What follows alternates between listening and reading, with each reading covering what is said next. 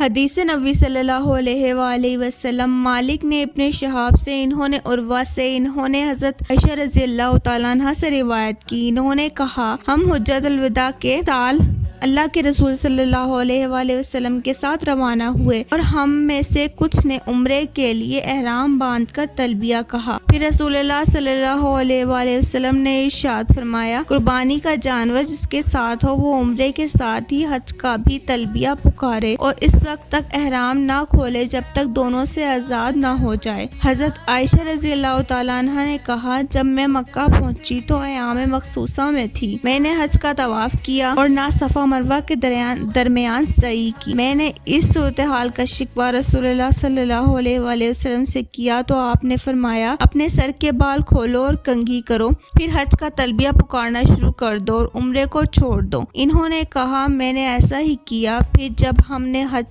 حج ادا کر لیا تو رسول اللہ صلی اللہ علیہ وآلہ وسلم نے مجھے میرے بھائی عبد الرحمن بن ابی بکر رضی اللہ تعالیٰ عنہ کے ساتھ تنعیم بھیجا۔ میں نے وہاں سے احرام باندھ کر عمرہ کیا۔ آپ نے فرمایا یہ عمرہ تمہارے اس رہ جانے والے عمرے کی جگہ ہے۔ جن لوگوں نے عمرے کے لیے تلبیہ پکارا تھا انہوں نے بیت اللہ اور صفا مروہ کا طواف کیا اور پھر احرام کھول دیے۔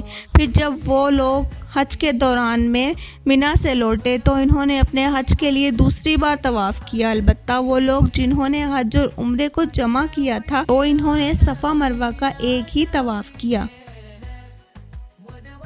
Aisha said he went with the messenger of Allah during the year of the farewell pilgrimage. We entered into the state of ihram for Umrah. Then the messenger of Allah said, who has a sacrifice animal with him, he should put on ihram for Hajj along with the Umrah and should not put it off till he has completed them. She said, when I came to Makkah, I was having menses. I neither circumambulated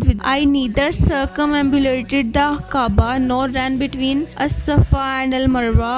I complained about it to the messenger of Allah and he said, undo your hair, comb it and pronounce talbiyah for a Hajj and give up Umrah for the time being, which I did. When we had performed the Hajj, the messenger of Allah sent me with Abdurrahman bin Abu Bakr to Tanim, saying, this is the place for your Umrah. Those who had put on ihram for Umrah, circumambulated the Kaaba and ran between As-Safa and Marwa. Then they put off ihram and then made the last circuit after they had returned from Mina after performing their Hajj. But those who had combined the Hajj and Umrah made only one circuit as they had combined Hajj and Umrah.